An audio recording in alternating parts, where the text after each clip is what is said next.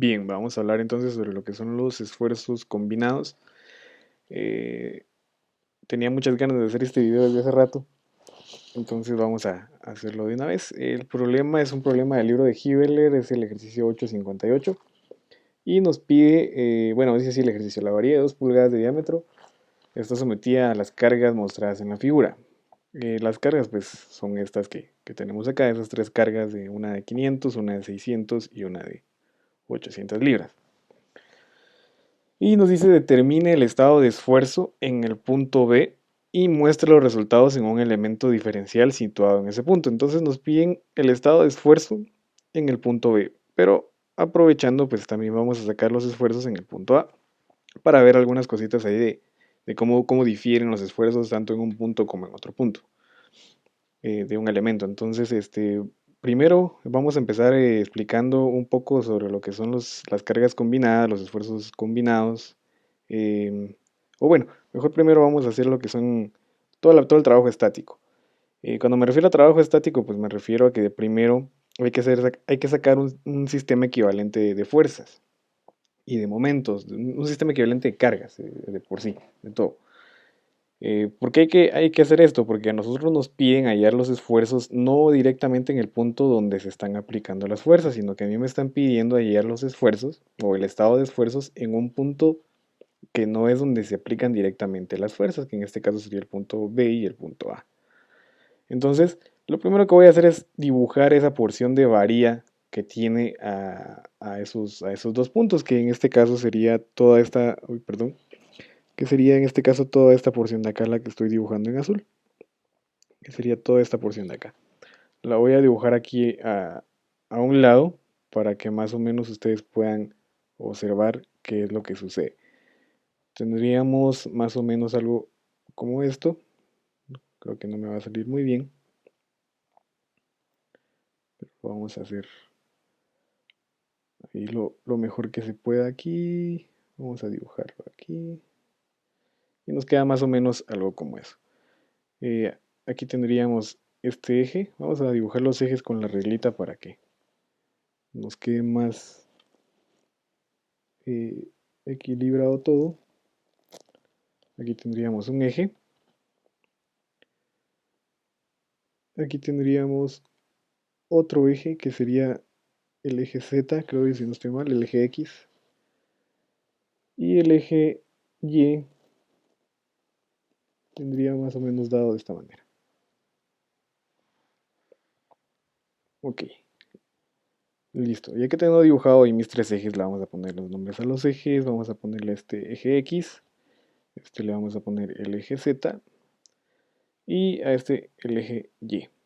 Ok, ya tenemos eso. Entonces, los puntos que nos están pidiendo a nosotros analizar, bueno, el que nos piden analizar en el problema, pues es este punto que sería el punto B. Pero pues nosotros dijimos que íbamos a aprovechar y también íbamos a analizar el punto A, que incluso el ejercicio que le sigue a este en ese libro, pues nos pide justamente eso, analizar los esfuerzos en el punto A. Entonces, como les decía anteriormente, las cargas no se están aplicando directamente en el punto en el que, en el que a mí me están pidiendo analizar los esfuerzos. Entonces esas fuerzas hay que trasladarlas, pero no solo es de trasladar esas fuerzas, sino que hay que hacer un sistema equivalente de todas esas cargas. Entonces, ¿qué es lo que hacemos primero? Vamos a sacar ese sistema equivalente. Entonces vamos a sacar, si se dan cuenta, primero, antes de todo lo demás, eh, las cargas están aplicadas en este punto que le vamos a llamar un punto, no sé, un punto O vamos a dejar un punto ahí arbitrario. Y esas cargas están a cierta distancia respecto del punto donde vamos a analizar los esfuerzos. Entonces, esas fuerzas me van a generar momentos también en la varilla, en esos puntos, digamos, en esa porción que acabo de dibujar. Entonces vamos a sacar esos momentos. Los momentos con respecto a un punto, como estamos en tres dimensiones, pues lo más fácil es hacer un producto vectorial. ¿Cómo hacemos ese producto vectorial? Lo vamos a hacer aquí a la par. Y vamos a decir que el momento respecto a ese punto donde corte o donde respecto a ese punto que estoy analizando, va a ser igual a R cruz fuerza, donde R pues es la distancia que hay en componentes, ¿sí? Del punto donde corté o del punto donde están los puntos que quiero analizar, valga la redundancia, hacia el punto donde se están aplicando directamente las fuerzas, que sería más que todo, más o menos, perdón, más o menos sería esta distancia de acá, ¿sí? Pero, como les decía, tiene que ser en componentes. Entonces, esa distancia hace un trayecto para llegar al punto de aplicación de esas cargas. Ese trayecto, pues, vendría siendo este que les voy a dibujar aquí en rojo. En Y camina 8 pulgadas y en X camina 12 pulgadas. ¿Ok? Entonces tenemos que poner esas componentes. Y los vamos a expresar en vectores I, J, K. Entonces, ¿cómo nos quedaría esto? El momento va a ser igual a R. Pero R tiene 8 pulgadas en la Y. Como son 8 pulgadas en la Y, entonces yo lo voy a poner aquí como 8 en la J. Voy a omitir las dimensionales porque pues ya sabemos que son pulgadas, entonces después se las ponemos. Y también recorre 12 pulgadas en X, ¿sí? En X positivo. ¿Por qué es en X positivo? Va a depender de para dónde asuman ustedes las direcciones o las direcciones positivas y negativas de cada eje. Por ejemplo, en mi caso yo voy a decir que para acá es positivo en el eje X y para acá es negativo. Para arriba es positivo en el eje de las Z y para abajo es negativo también en el eje de las Z. Y en el caso del eje Y, pues voy a decir que es positivo para el lado derecho y negativo para el lado izquierdo. Entonces, según mis direcciones o mis signos de mi plano, de mis ejes, entonces 8 sería positivo y 12 también sería positivo, solo que en el eje de las X. Entonces, como está en las ejes, en el eje positivo de las X, pongo más 12 y como está en X, pues esto va a ir en Y. Cruz la fuerza. Ahora miro las fuerzas. Estas componentes, bueno, estas fuerzas son las componentes de una fuerza resultante. Cuando nosotros aplicamos estas fuerzas así, acuérdense que esas fuerzas pues tienen una resultante y vienen siendo como las componentes de esa resultante. Entonces, por ejemplo, tenemos esta fuerza de 500 que va hacia adentro, ¿sí? Va hacia adentro del eje. Por lo tanto, como va en dirección contraria a la donde yo dije que iba a ser positivo, esos 500 van a ser negativos y van a ser negativos en el eje de las X. Entonces yo me regreso a lo que estoy trabajando y pongo menos 500 en Y. Nos vamos a la carga de 600 y la carga de 600 está sobre el eje Z y va para arriba, entonces es positiva, entonces nos queda que es más 600. Y como está en el eje de las Z, entonces esto va a ser en la K. Y ahora nos vamos con la carga de 800 libras, que si están viendo, pueden darse cuenta que está sobre el eje Y o está paralela al eje Y positivo. Entonces yo lo pongo como más 800 libras en J, porque está en el eje de las Y. Es importante que tengan ya bien afinados sus conceptos de estática y de todo lo que son sistemas equivalentes de fuerzas, cuerpos rígidos, sacar inercias, centroides, porque eso es prácticamente la base de lo que vamos a hacer acá. Por eso digo que es un trabajo estático, porque prácticamente toda la primera parte es el del curso de estática. Entonces, ya teniendo las componentes de la distancia o del radio de giro y de las componentes de la fuerza, pues nada más nos queda hacer los productos. Aquí como son productos vectoriales, porque tenemos una cruz ahí, a mí me gusta usar esta tecniquita, que es, pues digamos, la técnica del relojito, le llamo yo, que vendría siendo más o menos esto. Voy a dibujar un círculo aquí y voy a borrar aquí, voy a borrar acá. Nos va a quedar eso. Entonces aquí vamos a poner I, aquí vamos a poner la I, aquí vamos a poner la J y aquí vamos a poner la K. Aquí vamos a poner todo lo que va para acá, va a ser positivo en esta dirección. Y entonces hacemos lo siguiente, mi momento, hacemos los productos normales, hacemos una distributiva, este por este, este por este, este por este. Lo mismo con el otro. Entonces, 8 por 500, pues más por menos, originalmente me va a dar negativo, ¿verdad? 8 por 500 son 4000. Y hacemos J cruz I, ¿verdad? Porque aquí tengo J y aquí tengo I. Entonces nos vamos al relojito. Entonces tenemos I y aquí tengo J. Y me dice que es J cruz I, entonces me vengo de regreso. J cruz I y eso me devuelve una K, ¿sí? Pero, si se dan cuenta, vamos a hacerlo al revés, permítanme. Eso me devuelve una K. Aquí estamos. Entonces, si se dan cuenta, ese producto vectorial pues viene de regreso, viene contrario a donde yo asumí la dirección del relojito, ¿sí? Entonces, como viene contrario, me va a dar un K, pero me va a dar un K negativo. Y con este negativo que yo ya tengo acá, pues entonces esto se me hace positivo, ¿sí? Acuérdense que después les vamos a poner las dimensionales, pero estos son libras por pulgada. Seguimos con el siguiente producto que sería este multiplicado por este. Entonces sería 8 por 600. 6 por 8 son 48, entonces me quedaría de 4800 libras por pulgada. Más por más me da más, o sea que originalmente es positivo. Ahora veamos cómo nos queda haciendo el producto vectorial. Sería J cruz K. Si yo me vengo al relojito, me va a quedar J cruz K. Y me va a quedar justamente en la dirección que yo asumí como positiva. Por lo tanto, entonces esa K va a ser positiva. Como el otro signo positivo que ya teníamos antes, pues entonces esto permanece como positivo.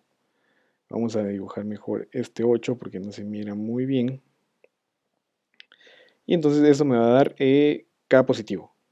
Vamos a ver, J cruz K me va a dar I positivo, perdón, era J cruz K. J cruz K me va a dar esto para acá y me devuelve la I. Entonces me quedan 4800 en I. Ahora, tenemos 8J por 800J. ¿Qué es lo que sucede acá? Si ustedes se recordarán, todos los productos vectoriales entre sus mismas componentes pues nos da 0. O sea, I cruz I es igual a 0, J cruz J también es igual a 0 y K cruz K también es igual a 0. Por lo tanto, todos estos productos que les acabo de escribir aquí, que estoy borrando ahorita, nos van a dar 0, entonces no tendría sentido hacer ese producto, porque si yo multiplico 8 por 800, pues me va a dar los 64.000, pero si yo hago J cruz J me va a dar 0, entonces ese producto se me va a cancelar. Entonces ahora ya solo me paso con el siguiente componente, que sería la componente en I de las R, y lo multiplico por todas las componentes de la fuerza también. Entonces el primero por el que lo tengo que multiplicar es el de 500, pero miremos la componente, está en I y este también está en I. Entonces se me cancela. O sea que ese ya no lo hago porque se me hace 0. Entonces ahora hago 12 por 600. Que permítanme, dejo de agarrar la calculadora porque ese cálculo no me lo sé. Serían 7200. Y más por más, entonces originalmente es positivo 7200. Y hago el producto vectorial I cruz K. I cruz K vengo acá de regreso, por lo tanto es negativo. Con ese positivo que tenía, pues me va a quedar acá. Y me va a devolver J. Y cruz K me devuelve J. Ok, vamos a dibujar esto al revés. Pongo aquí la J. Entonces se me queda como negativo ese 7200 en J. Y ahora permítanme, solo quiero revisar. J y cruz K me va a dar negativo y sería así, nos queda negativo. Entonces ahora nos falta el último que sería el 12 por este 800, que sería 12 por 800. Eso me da 9600. Originalmente es positivo, 9600 libras por pulgada. Y hacemos I cruz J me va a dar K. ¿Sí? Y me va a dar K positivo. Con ese positivo que teníamos, pues esto se nos queda entonces positivo. Ok, entonces ya tenemos esto. Ahora solo tenemos que operar porque aquí tenemos dos componentes en la K. Entonces la sumamos, hacemos una suma algebraica y decimos entonces que el momento va a ser igual a esos 4.000 más esos 9.600. Eso nos va a dar 13.600 en la K. Y pues los demás pues solo los copiamos, nos quedaría más 4.800 en I menos 7.200, uy, perdón, 7.200 en J. Ok, ya tenemos bien claro entonces cuáles son mis componentes del momento que se me va a generar. Ahora bien, esos componentes, aquí tengo esta que está aquí de 13.600, pues es en K, por lo tanto esa va a ser mi componente del momento en el eje Z. También tenemos esta de 4.800 que está en Y, por lo tanto esa va a ser mi componente del momento en el eje X. Y esta de 7.200 está en la J, entonces esa va a ser mi componente en el eje Y. Ok, entonces ahora lo que me falta ahora para terminar mi trabajo estático es trasladar esos momentos hacia el punto donde voy a hacer mi análisis. Primero traslademos las fuerzas. Con las fuerzas pues no hay ningún problema, es lo más fácil, solo se trasladan tal y como están. Vamos a poner las fuerzas en otro color, vamos a ponerlas en azul, por ejemplo, y vamos a ponerlo un poco más grueso y nos dice que la de 500 pues va en el eje X negativo. Como va en el eje X negativo, pues yo lo voy a poner de esta forma. No lo voy a hacer adentro de la sección porque si no se me va a saturar mucho y yo no quiero que eso pase. Entonces aquí tenemos 500 libras. Y para arriba tenemos la fuerza de 600 libras en el eje Z. Entonces la dibujo sobre el eje de la Z. Lo dibujo más o menos. Uy, perdón. Ahí estamos. Que se mire bien. Aquí tenemos 600 libras. Y la otra que es de 800 libras pues va sobre el eje Y. Entonces la dibujamos acá sobre el eje de las 10. Y esta es de 800 libras. Ok, ya tengo dibujadas ahí mis fuerzas. Vamos a repasar esta porque no me quedó con el grosor que quería. Igual que esta. Bien, ya tenemos las fuerzas trasladadas. Ahora lo que tengo que hacer es colocar también las componentes de mi momento. Entonces, mucha atención en cómo se dibujan estas componentes del momento. Vamos a empezar con la de 3600, que es la que tengo acá, que es mi momento en el eje de las zetas. Ok, vamos entonces a dibujarlas con otro color, lo voy a dejar con rojo. Ese momento de 13.600 está en la Z y está en el eje positivo, por lo tanto entonces lo tengo que dibujar sobre el eje de las zetas para arriba. Entonces no lo voy a dibujar arriba porque pues ya no tengo espacio. Entonces lo voy a dibujar abajo. No quiere decir que entonces lo estoy dibujando mal. Simplemente que por espacio yo lo dibujo acá, pero va a ir para arriba. Y como es un momento, entonces yo tengo que ponerle aquí su giro. Ahora, ¿para dónde lo voy a poner que va a girar? ¿Va a girar de esta forma o va a girar para acá? Para hacer eso, pues usamos la técnica de la mano derecha. Lo único que hacemos es poner el pulgar hacia donde va la flecha, que es en el eje de las zetas. Entonces va para arriba. Entonces ponemos el dedo pulgar para arriba y luego miramos para dónde giran nuestros otros cuatro dedos. Si ustedes lo hacen ahí en casa, se van a dar cuenta que va a girar para acá. Y eso pues sería de 13.600 libras por pulgada. Listo. Ahora nos vamos con el de 4.800. Ese de 4.800 pues está en el eje de las X y está positivo. Entonces yo lo voy a dibujar aquí. Y ahora pues tengo que dibujarle también el sentido en el que gira sobre ese eje X. Y en el sentido en el que gira sobre ese eje X, si ustedes hacen la misma técnica que usamos para el momento anterior, pues los dedos, los otros cuatro dedos, cuando el pulgar apunte hacia el lado izquierdo, pues me van a quedar girando para acá. Y ese momento es de 4.800 libras por pulgada. Vamos a ponerlo arriba para que no se me confunda mejor.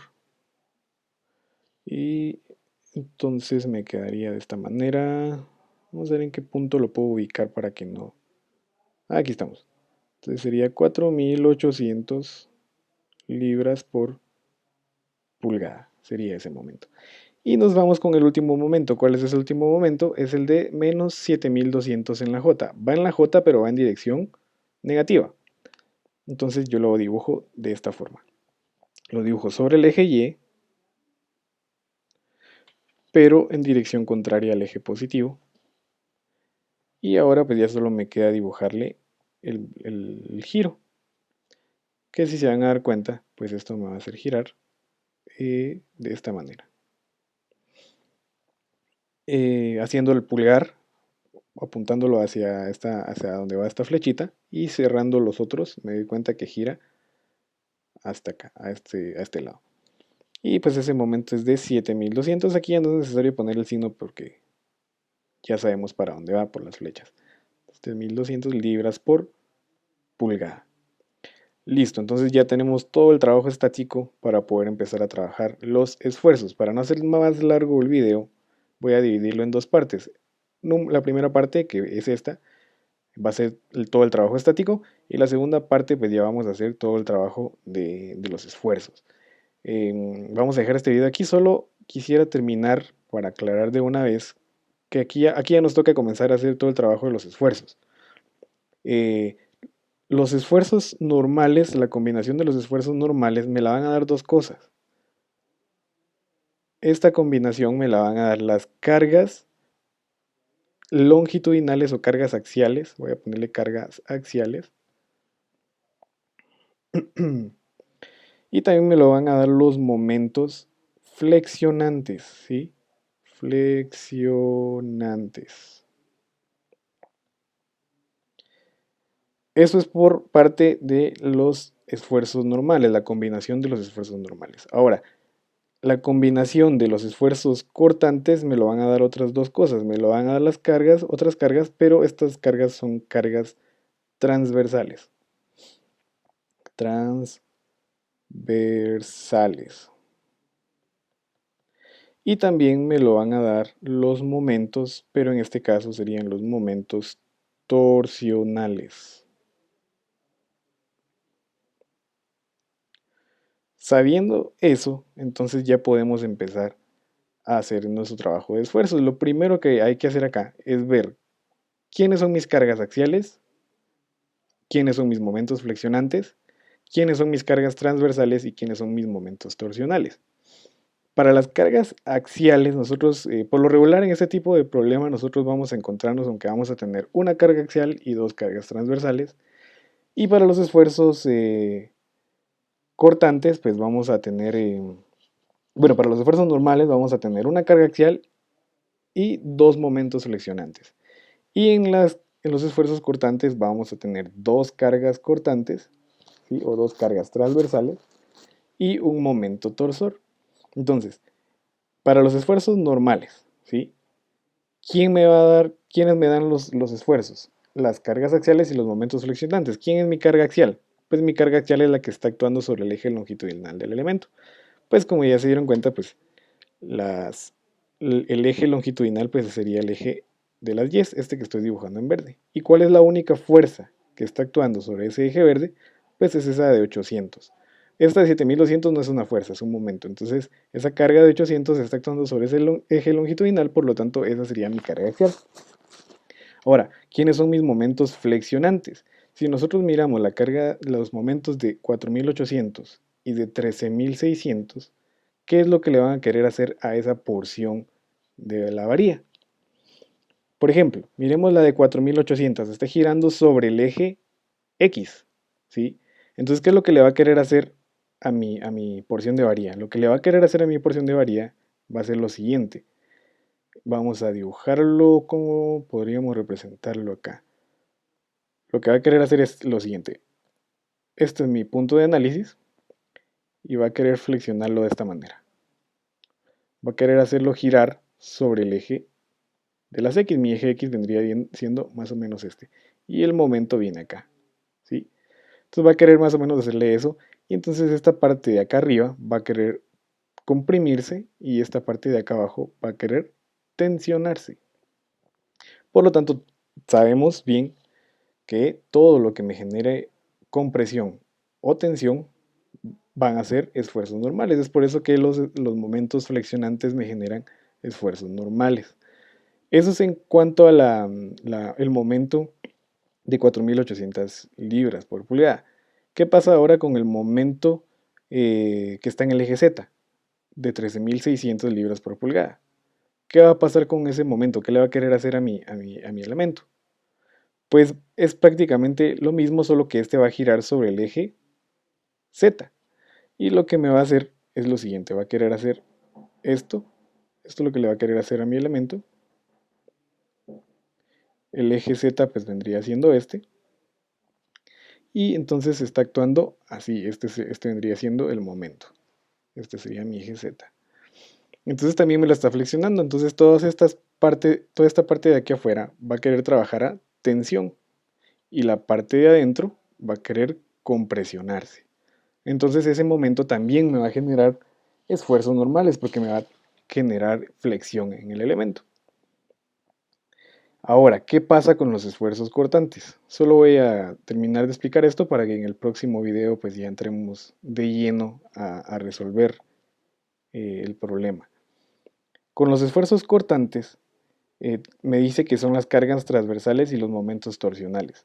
¿Cuáles son mis cargas transversales? Mis cargas transversales son todas aquellas que están perpendiculares al eje longitudinal del elemento. Bien, ¿cuál es el eje longitudinal? Pues el eje longitudinal es este que está acá, el verde que les acabo de dibujar, que es el eje Y. ¿Qué fuerzas están perpendiculares a ese eje? Pues si nos damos cuenta, las fuerzas que están perpendiculares pues serían la de 600, aquí tenemos 90 grados, no lo dibujé bien, aquí tenemos 90 grados, y también la de 500 está a 90 grados de ese eje. ¿Sí? No sé si se logra ver bien ahí. Aquí están esos 90 grados y aquí están esos otros 90 grados. Por lo tanto, esas dos cargas, como están perpendiculares al eje longitudinal, me van a generar una fractura, o lo que me van a querer hacer, lo que va a querer hacer el elemento con esas cargas es pues fracturarse. Entonces el elemento va a hacer un esfuerzo para no romperse. Entonces esas cargas me generan esfuerzo cortante. Hay que analizar bien porque hay fuerzas que en el punto A, por ejemplo, no me van a generar cortante y viceversa con el punto B. Eso lo vamos a ver en el otro video. Y también me generan cortante pues los momentos torsionales. ¿Cuáles son los momentos torsionales? Pues son los que obviamente pues me quieren retorcer al elemento. ¿Cuál es el momento que me quiere retorcer al elemento? Pues sería este de 7200. ¿Por qué me quiere retorcer al elemento? Pues porque lo que quiere hacer es trabajar de esta forma. ¿Sí? Me va a querer hacer esto perdón, en la varilla. Y entonces me lo va a querer retorcer ya que en el punto A de acá esto está empotrado. Entonces me van a retorcer al elemento. Y como me lo va a retorcer, pues ya sabemos por el tema de torsión que los momentos torsores pues me generan esfuerzos cortantes. Vamos a terminar el video con esto, solo para terminarlo bien. Las cargas axiales me generan esfuerzos tanto de tensión o de compresión y pues las analizamos con la típica forma que ya sabemos para calcular esfuerzos. Estos pueden ser positivos o negativos dependiendo si es a tensión o a compresión. Y los momentos torsionales, como los momentos flexionantes, perdón, como son flexionantes, los vamos a calcular con esta otra fórmula, que también puede ser positivo o negativo dependiendo del punto que analicemos.